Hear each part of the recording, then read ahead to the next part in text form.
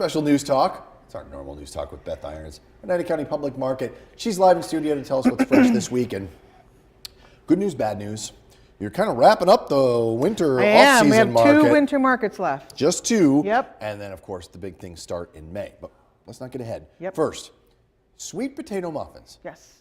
Obviously, sweet potatoes are in them. Sweet potatoes, and there's also some maple syrup in here. March was maple month, so I can now's tell, the time this is to get your nice, wonderful, sweet. fresh maple syrup.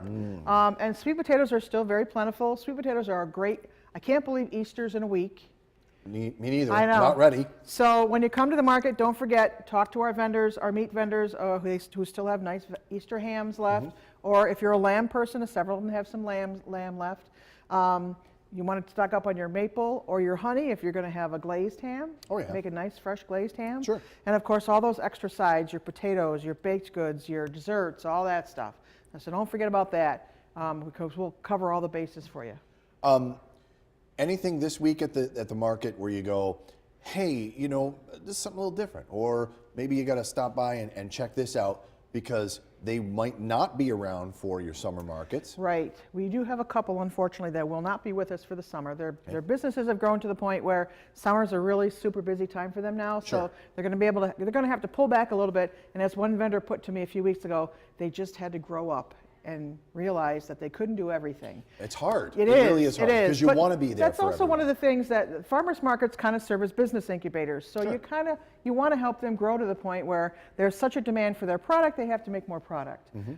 Unfortunately, Jones Family Farm is going to be one of those. They're opening a store on the farm, and they have a growing demand for their cheeses down in New York City. Wow, so that's great for them. They've had to ramp up their cheese production, which kind of takes, pulls time and energy away from other things. How many years have they been with you? They've been a while now. The Jones Family Farm's been there since the beginning, since 2010. I was going to say, it's been a long time. It was kind of a stab in the heart when she told me that she wasn't going to be with me this summer, but she will be back for the winter time. But and you can you're still proud get their because products. they grew up and they're it's going out, kind of they're like leaving the nest, that bittersweet proud parent moment. Yes, I agree Same with that. thing with Fojo Beans. Fojo Beans opened a store in Hamilton, is doing very well.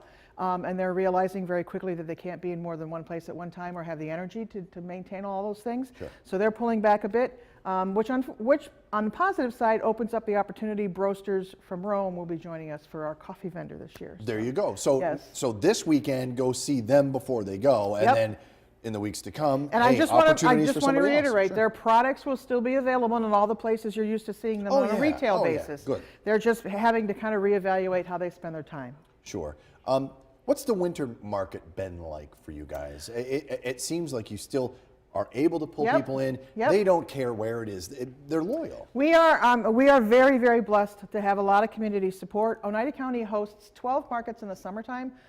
There's only 2 markets that run through the winter in the county. So we are lucky to be one of the premier markets that people continue to support, which we, of course, are very, very deeply appreciative of and hope continues for a long period of time. And yeah, we have been maintaining our winter markets are good, strong. I have about 30 to 35 vendors every market in the wintertime, which is a good number. Which is a good number of vendors. And those vendors, of course, just because they put fantastic stuff out on the table every market, pull in the people. We get between 350 and 450 people in 4 hours inside the train station, and of course the train station alone.